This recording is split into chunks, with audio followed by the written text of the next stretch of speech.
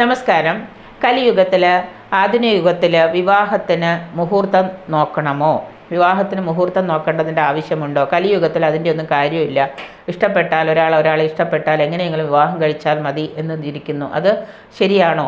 ലോകാ കലോനോ ലഭതേ ബലബന്ധു ഭാഗ്യ എന്നാണ് കലിയുഗ മനുഷ്യർ. ഭാഗ്യഹീനരാണ്. കലിയുഗത്തിൽ എല്ലാവരും ഭാഗ്യഹീനം. അതുകൊണ്ടാണ് എല്ലാവരും പറയുന്നത് എനിക്ക് ദുരിതം. അപ്പം അങ്ങനെ വരുമ്പോൾ ഈ ദോഷരഹിതമായ കാര്യങ്ങൾ മാറുവാനായിട്ട് നമുക്ക് നല്ലൊരു മുഹൂർത്തത്തിൽ വിവാഹം കഴിക്കുന്നതായിരിക്കും ഉത്തമമായിട്ടുള്ളത്.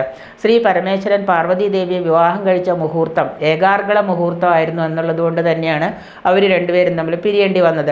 അതുപോലെ തന്നെ ഭഗവാന് വിവാഹാനന്തരം കാപാലികനായിട്ട് ഭിക്ഷക്കാരനായിട്ട് മാറേണ്ടി വന്നു ഭഗവാന്.